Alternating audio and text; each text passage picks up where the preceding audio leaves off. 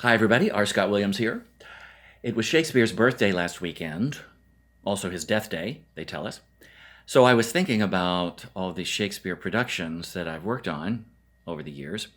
Uh, I'm really not that into him. I've done 20. Some of them were repeats. Julius Caesar twice, King Lear twice in the span of a year, but different roles in all those things. Richard III 3 times so far, until I get it right. But the weirdest Shakespeare production I was ever in followed the weirdest Shakespeare audition I ever attended, which was for Love's Labour's Lost. A little theater in Connecticut was doing it, but they were auditioning in New York. This is many, many years ago. Love's Labour's Lost is about the King of Navarre, who is a young and attractive aristocrat, and he has 3 best friends who are also young and attractive aristocrats, and they decide to give up the opposite sex for a period of 3 years so they can pursue academic endeavors. But the lovely Princess of France, who is the largest female role in this play and has no name. So what's that, Will? You couldn't come up with a name? She arrives with her 3 best friends, who are also young and attractive aristocrats, and hijinks ensue. I was going in to read for the role of Boyet, who was a counselor to the Princess of France. And he's her advisor, but he's also her confidant, and they tell stories and keep secrets and giggle a lot, and he's very avuncular. It's a good part. It's a good part for a character man. So I went up, they gave me a monologue to work on outside, so I spent 10 minutes working on it and then came back into the room, and the director said, now before we start, I want to tell you a little bit about our concept. This production of Love's Labour's Lost takes place in outer space. Yeah. And he went on to describe all of the action that would take place on the planet Navarre.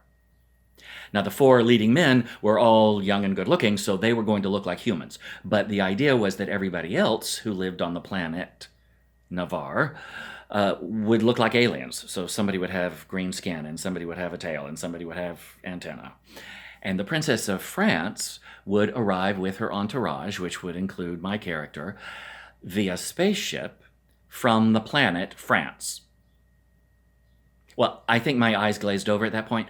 He kept talking, but my brain was so fried from what he had told me up to that point that it immediately went to the first couple of seasons of Saturday Night Live. Because in those seasons, they had a running sketch called The Coneheads. And it was very famous. I think they made a movie of it, too. Dan Aykroyd and Jane Curtin and Lorraine Newman, I think. They were a family from outer space. They lived on Earth. But their heads were shaped like cones.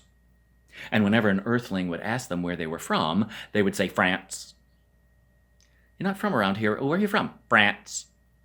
So when this guy said Planet France, and my brain was frazzled already, I suddenly thought of the cone heads and thought, oh, you mean we're going to be wearing cones on our heads while we're talking Shakespeare? I didn't get it. Finally, he stopped talking. So I pulled out the script to read this thing. I just wanted to get out of there. So I opened my mouth and he goes, oh, wait. By the way, you're an android. Go ahead. Well, I must have blacked out because I have no idea what I sounded like. I don't know if I read it like a robot or if I read it like a French astronaut. I have no idea. I just read the thing. I got out of there. I got the part. And so I went to Connecticut for 6 weeks to do Love's Labour's Lost in Space.